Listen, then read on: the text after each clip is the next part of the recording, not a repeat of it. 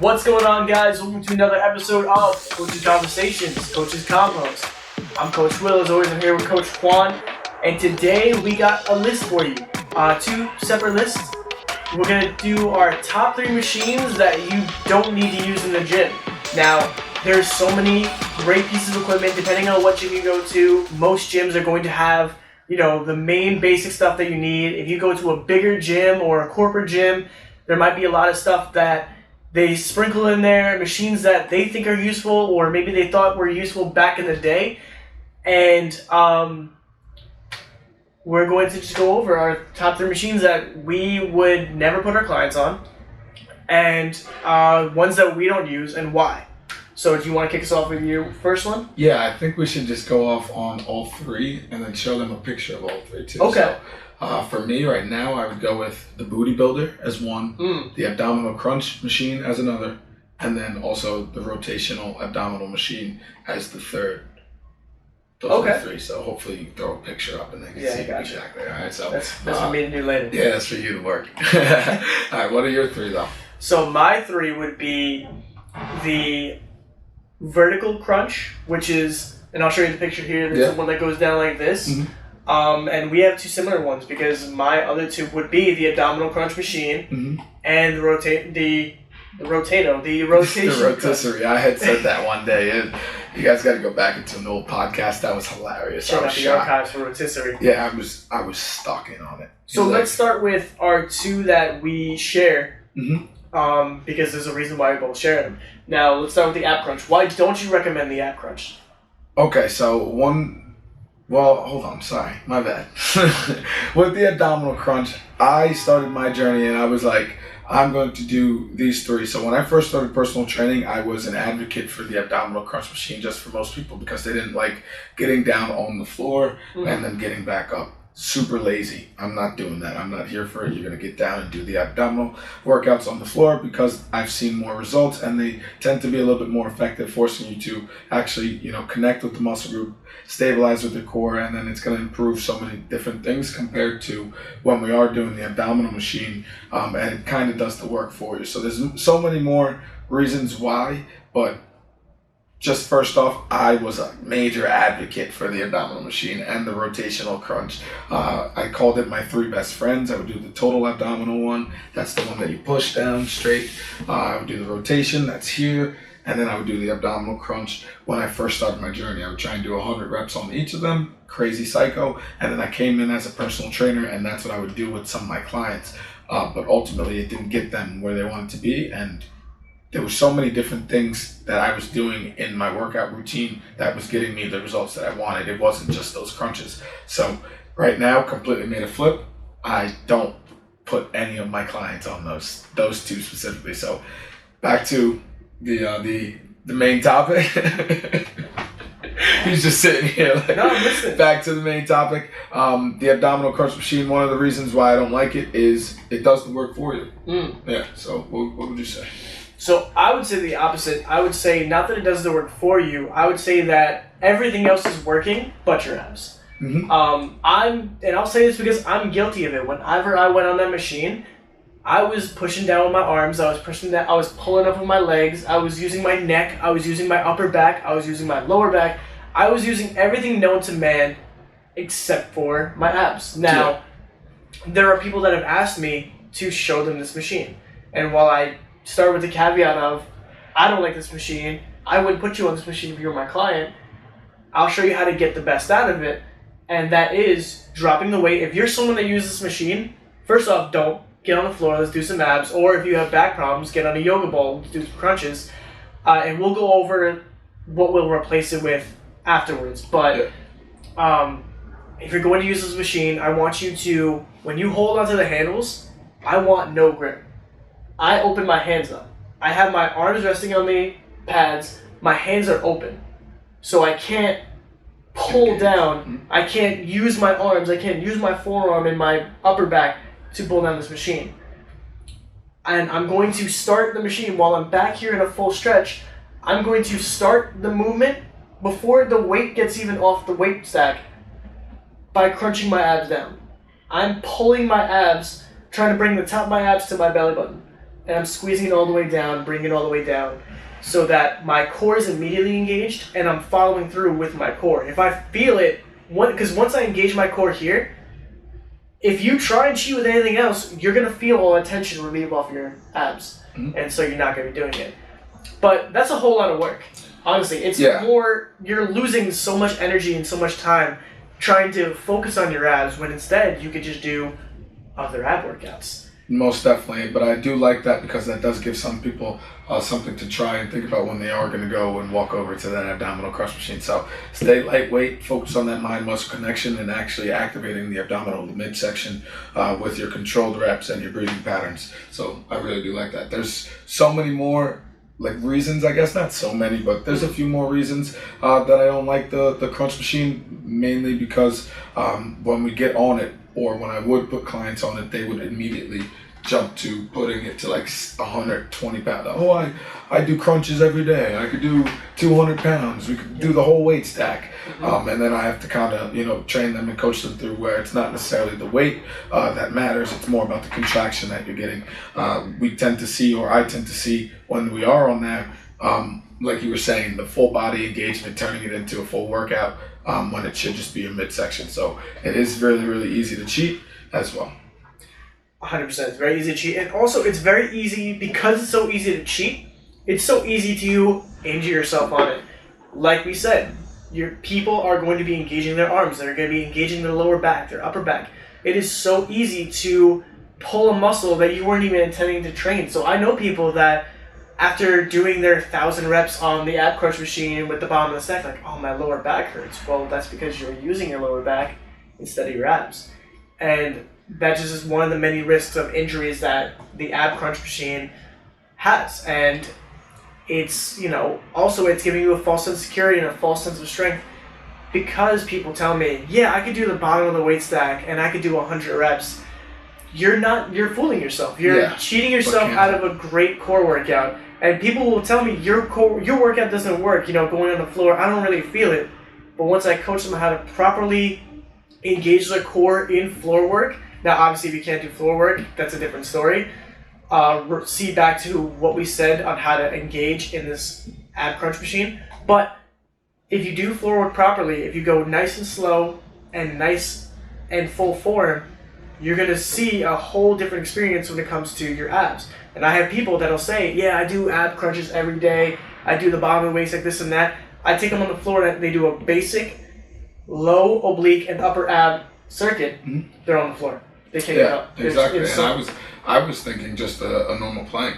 They can't necessarily. So they're thinking that their core is so strong, not to but they're thinking that your core is strong, but then when you really get down to holding a plank, where that's an actual core test, to test your core strength, you can't hold the plank for as long as you would hope to. So there's more ways of reaching, that level of core strength or whatever you're looking to get. If you're looking to get that midsection ripped, you are going to have to do some abdominal exercises, but there's a bunch of different workouts that you can do. Like he was saying, you could go onto the floor, you could do planks, crunches, that to avoid hitting that abdominal crunch machine. So if we're focused, because the abdominal crunch machine realistically is going to focus on the top, the upper abs. So before we move on and start bashing on the rotisserie, let's name a couple of your top 5 or maybe top 3 favorite upper ab workouts in place of the ab crunch machine. What would you rather see people do? Okay, so I'm going to steal this from you because you actually gave me this, and I've been doing it, and I do it in my classes with my clients all the time. The long arm crunch, where your hands are over your head and you're just reaching. It's a top torso crunch, so only your top torso shoulder blades come off the ground, just to really feel that engagement deep in that upper abdominal. So the long arm crunch is going to be number 1. I would go number 2 is a toe touch, where you're lying. All of these are going to be on our back as well. So we're lying on our back, kick your feet up, and now I'm reaching right here. And then number 3, let me see. You usually do 2. Yeah, those are my 2. Yeah, I'm thinking too hard right now. Because you already stole one of mine for my top 3, so I agree with the long arm crunch, so I'll give you guys 2 more.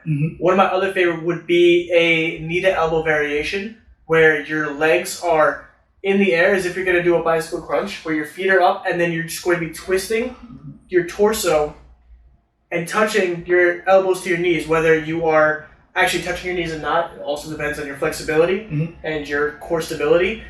And then one of my other favorite ones would be either a starfish crunch, which we have a mutual client that really likes the starfish crunch. Or if you are someone that cannot go on the ground, I want you to get either a yoga ball or a box to get yourself elevated, and I want you to do the same thing, where you could do a knee to elbow variation without putting your back flat on the ground and compromising your lower back. I have a lot of clients that cannot do floor work. I have a lot of older clients that have bad backs where they're not able to get up and down off the floor effectively. And so I put them on a yoga ball to help keep them elevated so they can get up. Or if they have real stability issues, I have them on a box and have them do their work. Or I have them do it standing up. I can do a knee to elbow standing up. Now, am I going to engage my core as much as lying on my back? Absolutely not. But for these people in this specific condition, that's better than nothing. There's different modifications for everything. There's so many different routes that you guys can take. So try them out, feel them, go for that mind-muscle connection. But the most important thing is that you tried it. So, and then go with what's working, because you could be doing something for a long period of time and not see any results, and that's just because you're not connecting with the muscle group, or it's just not an effective not an effective workout for you because of those said reasons. So that's really good. Four alternative exercises to do instead of the abdominal crunch machine. But moving on to the rotational crunch machine. Those two were my three best friends. So it's not like I'm not friends with them anymore, but I haven't done them in a while, and I don't put any of my clients on them. And this one is mainly because I was getting problems with straining in the lower back from the full rotation. So this is one thing that I'm an advocate for, and then I try and preach that your core is not just your abs. Everyone thinks that. We want our abs to look nice, but your core is like a tire. It straps around your entire stomach. So it goes from your stomach to your lower back. So those play a major role. Yeah, it's like a tire.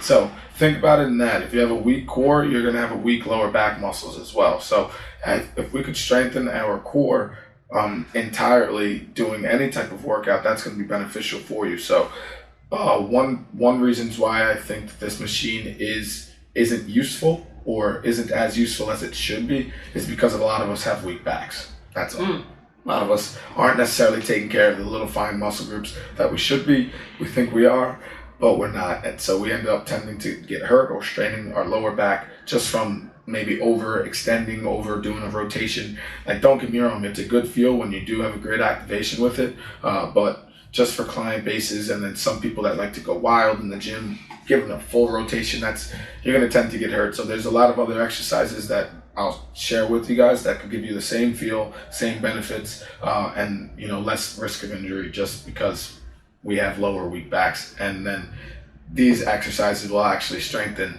your lower back as well. So the rotisserie I didn't feel anything in my back, man. No. But what would you say about it? Rotisserie. For the rotisserie, the same thing. I mean, the same issues are just like any other ab machine. This is why I'm a big advocate against ab machines, more for body weight, because it's so easy to cheat.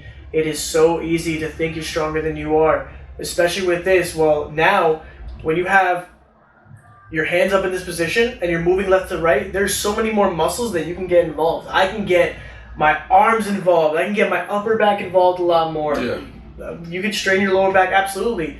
You also can overextend yourself one way or the other, and now, you have disc issues and you have other problems. Whereas what you're working on when you're doing the rotisserie is you are supposed to do, like, what it works is what's called your obliques and your transverse abdominis. And your transverse abdominis, I'm a big preacher of this, it's like a belt around your body, much like the tire that you're talking about. And the purpose of it is to actually keep your lower back safe and to keep your lower back stable and to keep your spine nice and steady. And actually, as it gets stronger, unlike a bicep that grows, the transverse abdominis is actually going to tighten around your spine like a belt. And so, throwing your lower back and your spine around is not going to help the transverse abdominis, and it's not going to help your lower back. Yeah. So that's why, same thing, people like to be a hero on this when they think they're real tough, when they're using their arms to yank the machine from one side to the other, but then what comes over must come back. Yes. So now, if you're not stable, if you're not stabilizing this, now your lower back's getting involved in that twist, and your lower back does not want to get involved in that twist. Exactly, and that was what I was thinking. It's a pulley system, so the cable works exactly how we were saying. As soon as you come and crank back, now you have to come and crank backwards on the way back, and that should be activating your opposite oblique, but it tends to activate your lower back just because we're not doing it under control and we're not focusing on that mind-muscle connection. Why? Because we're sitting, not necessarily because it's the machine, but because once we get comfortable on the machine, it is a very comfortable machine. That the ones in Planet Fitness, LA Fitness, every gym that I've been to has these three best friends, and they are very comfortable machines. So that's why we tend to go and put it on the bottom of the weight stack, because it's not that it's easy, but the cable pulley system makes it a little bit less difficult. Yeah, it's easy, dude. Not that it's easy, but you could make it challenging. It shouldn't be easy. It feels easy. But it definitely feels easy because you're comfortable and you're not putting your body in stress or anything like that. So we just have to be careful when we are using majority of our abdominal machines, I would say. Absolutely. What would you do in place of it? Oh, yeah. So this is an oblique workout. It's a transverse abdominis workout. The rule of thumb when it comes to your transverse abdominis oblique is it's only activated if it's twisting. So for your lower obliques, I have on the ground, I have what's called sprinklers, where you do small leg kicks, like flutter kicks, and you go left to right. So you're activating those side benders as well as your obliques, or doing some kind of leg circle for a lower oblique. Or, the windshield wipers are terrible too. If you don't want to be flat on your back, you could do what's called a twisting mountain climber, where you're taking yourself and you're driving your legs from one side to the other. Another one I like is the bicycle crunch. The bicycle crunch causes you to twist on one side to the other. The bicycle crunch actually hits everything. It hits your lower abs because you're extending your leg out. It hits your obliques because you're twisting back and forth, and then you're also working on your core stability and your upper abs because you're crunching in. And that lower back is getting strengthened just from being in the spot. So that's why we're advocates for on the floor exercises for your abdominals, for your midsection, just because it is strengthening not just your abs but your lower back as well, and stabilizing those muscles.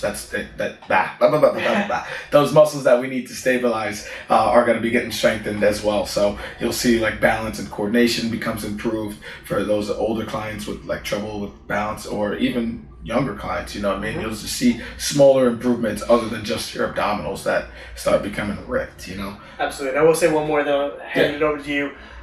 Anyone who sees me on the turf working with any of my older clientele, you're going to see me doing this one, which is just a simple twist. And I do this with weight. Now for my more gentle clients, or my older clients, or my clients that have back injuries, this is a great way to build the transverse abdominis and build, back relief without putting too much pressure on the back, where it's as simple as taking 2 dumbbells, however light or however heavy, engaging your core, keeping your core up, keeping your chest up, and I'm just twisting from one side to the other while keeping my legs forward. Now this is going to isolate that transverse abdominis and isolate those obliques without putting too much pressure like a Russian twist would. If you want a more advanced version of this, if you want to engage your core more and you want to engage your shoulders more, you can now take these dumbbells that are right up here, right by my side, take them out here. Now I have a downward force of gravity trying to pull this down so my shoulders are getting engaged. And because the weight is out here, much like a figure skater that wants to either bring their arms in to speed up or bring their arms out to slow down, if I come out here, I'm putting more of an engagement on my transverse abdominis, and I'm twisting left and right, but I'm doing the same thing. I want to make sure that I'm not bringing my shoulders over. I'm keeping my shoulders up in front of me, and I'm twisting my body. Yeah.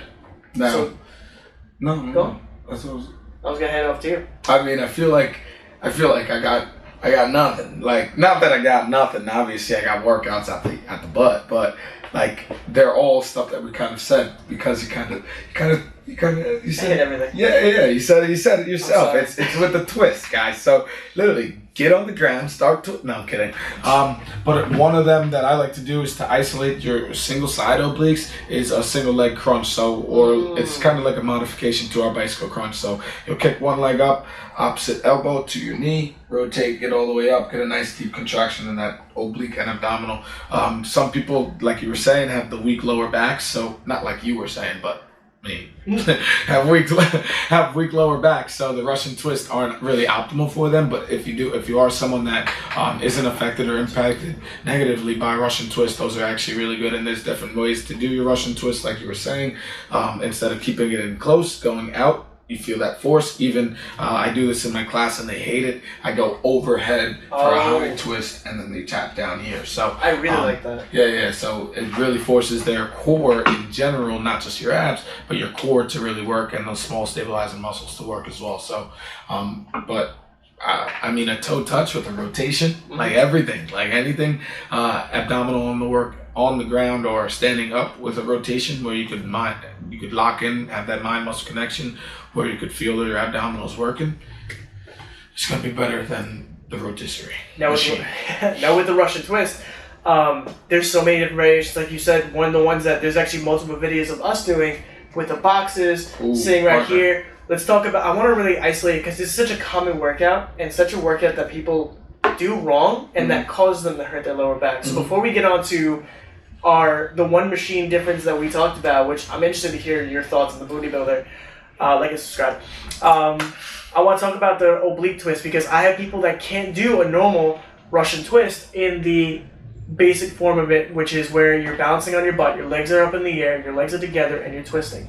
So one thing that I like to do is I like to get some boxes that you use for, step ups or like, what would you call those in a class environment? Those steps. Just step boxes? Yeah. Okay. So having those, and I actually have people stack them from one side to the other. Oh, sorry. I thought you were talking about the no.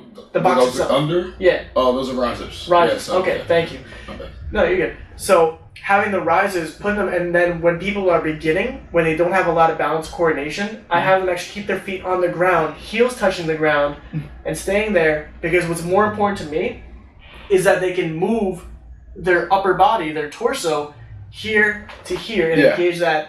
So if you're someone that does oblique twists and your legs are all over the place and you're trying to bounce, take a breath, put your feet together, heels touching, grab, twist the upper body. Yeah, that's really good because I think, well, not that I think I know, we're advocates for regression is progression. So if you can't do something as well as you expected to do it or you're not doing it properly, how can you degress or take a step down and then get yourself in the proper posture and form just so that you could, feel comfortable and confident with doing an exercise so that you could get the most out of the exercise. We don't want to be doing it and just doing it for no reason, so we want to get the most out of our exercises, guys. Absolutely. All right, so we got about 10 more minutes before we have to get out of here. So I want to talk about that booty builder. Yeah. So one of mine, one of mine is the booty builder. So why is that one of mine? I have a couple reasons. The first reason I want to say is within a 5-hour period of being in the gym, that machine is probably used 3 times.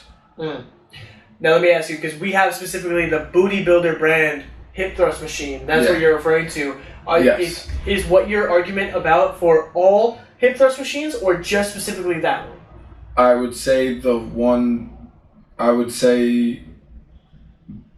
if they're different than that, if they're different like brands or same name, different names, different brands, but it's just the ones like that we have in Gold's Gym.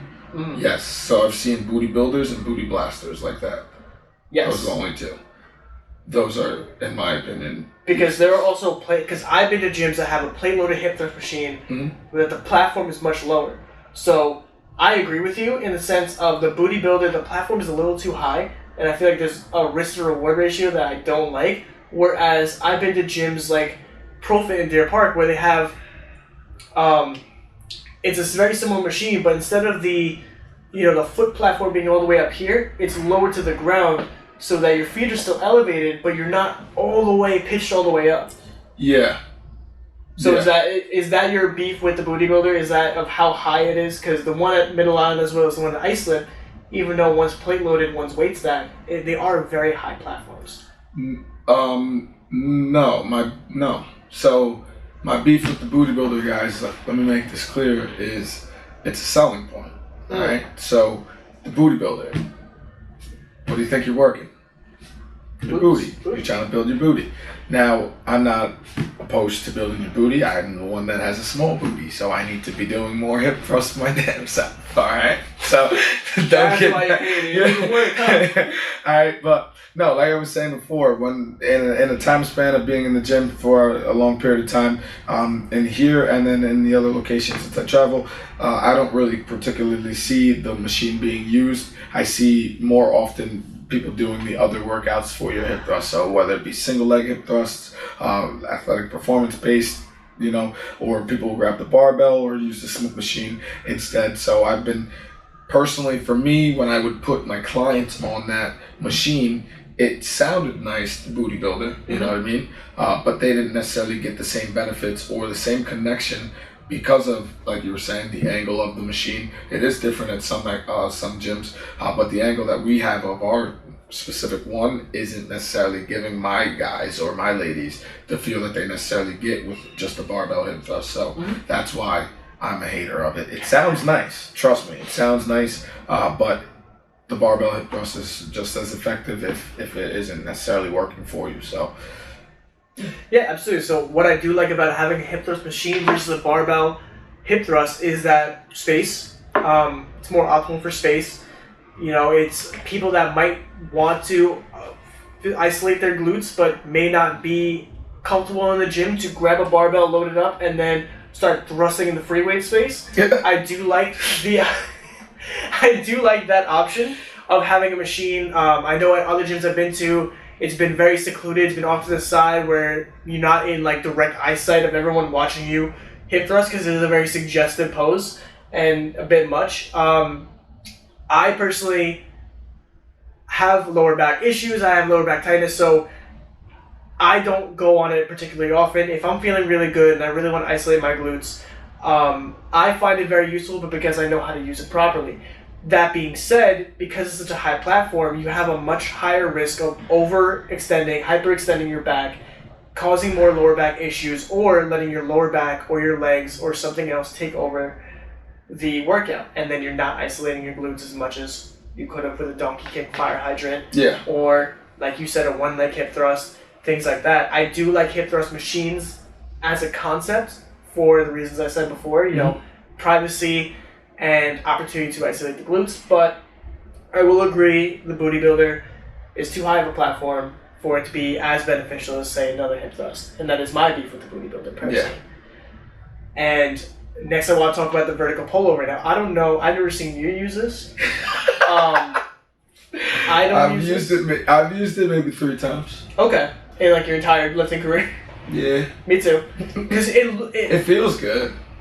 No, it feels terrible to me. It feels like I have a you're pinching, right? Yeah, it's shoulder impingement. The machine. I don't like it for that reason. It's. If you guys don't know what I'm talking about, obviously we'll put pictures here, but it's a machine, and a lot of gyms have this machine. I believe Planet Fitness has it too, where it's a bar that goes over your head. It's supposed to be for your abs and for your lats. So it's essentially our lat pullover that you see me and Quan do 1,000 times on different pull day workouts. I've never felt it in my lat. I felt it slightly in my lat, and I felt it slightly in my abs. The reason for it is, it makes sense. You're stretching your abdominals, you're keeping yourself tight, and then you're bringing yourself over, which is also causing your lats to be engaged, in theory. But just like my beef with the abdominal machines, my forearms, my shoulders, everything else is being used to pull this down. It's Hulk smashed. Smashing it down. And also, when you go up, I just saw someone this morning, and that's why I really wanted to do this video. He was going all the way down and just letting it fling him back up. And I was waiting to hear the pop of his shoulder. I was so concerned. And I don't like this machine for that reason. There's no real benefit. The risk-to-reward ratio is so out of balance. I would agree with it. Because of what I meant, what I was saying was it felt good. Is the way up feels good. Oh, yeah. Because you feel your abdominals opening up, you feel your lats opening up. It actually feels really good on the way up. So you were talking about how, it feels really good to have this stretch over here, but you know what else feels really good? This right now with no weight on me. Yeah. This right now without the risk of pinching my shoulders, popping my back out. Or, right? I was thinking the dumbbell variation. A dumbbell would be great. Yeah, absolutely. A dumbbell pullover? Absolutely. Yeah, or even lying flat on your back. Yeah, like this, there's different variations to it, but all that are going to lower your risk of blowing your shoulder out. Mm-hmm. That's a good one because it's, I don't want to say ineffective, but ineffective. It's ineffective. I agree. It is not. If there was one machine that literally does nothing but cause problems, I would say it's that machine. I don't know anyone who can tell me they got ripped doing the vertical pullover with that ab machine. Other than Arnold, dude. Arnold and his Arnold had a lot more things going on. Yeah, listen, but no. Yeah. So, this is 2023. We are in a new world of bodybuilding. I think, looking at it now, I can imagine he can't claim. He's not going to say that's what gave him a six pack. Yeah. There's a lot of things that gave Arnold the six pack before that. Yeah. So I would say there's a bunch of different workouts that you guys could do that are those are R3. So even if you guys have a select 3 that you guys think are different, or maybe a list bigger, there's a bunch of different things that you guys could do to optimize results and, just change up your routine. If your routine's getting stagnant and boring, just switch it up, try something new. There's so many different options out there. I think I have an exercise library from my certification of like over 2,000 or 1,000 workouts, and I'm like, what the heck? Like, what the heck? There's so many out there, guys. Don't get bored. Keep working. Yeah. And if you guys have any machines at any gym that you dislike, that you think is useless, comment it down below. If you disagree with someone, if you disagree with us, comment down below. Be nice and give a real sound argument to why you think you could say I'm totally wrong. You could say you got ripped doing the vertical pullover. And, give me a good argument in the comments. I'd love to hear it. That's what this is about, learning from other people, building up. These are 3 machines or I guess in total 3 and 3, but 2 and 2 are the same. So in total 5 machines, right? 6? 1, 2, no, 4. 4. I can't. Since we're personal trainers, we're not mathematicians. Yeah, we count numbers. We don't multiply. we're not good with numbers. Just 1 through 10 sometimes. But that being said, if you have more machines you guys think are also ineffective in any gym, doesn't have to be specifically to a gym, your gym, something that you've seen online maybe that you don't like, send us a video of it. Let us know. I love seeing machines that are a waste of time that people send me and be like, oh, what does this work? Your wallet. It works your wallet out. You spending money on it. Even if it's not a machine, even if it's just a workout that you have questions on that you've heard that is ineffective and you just want to ask us, see how we think about the workout, or if you think that this workout is better than the other, just put it in the comment section or something so somebody can make use of it. We're going to look at it. So absolutely. If you want to talk to us privately, as always, our ads are going to be down here. Feel free to DM us if you agree with us, disagree with us, have more things, have less things.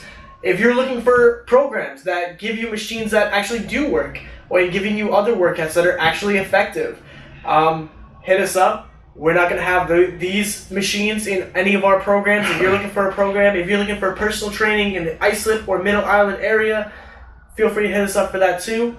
As always, guys, thank you so much. We'll see you next week.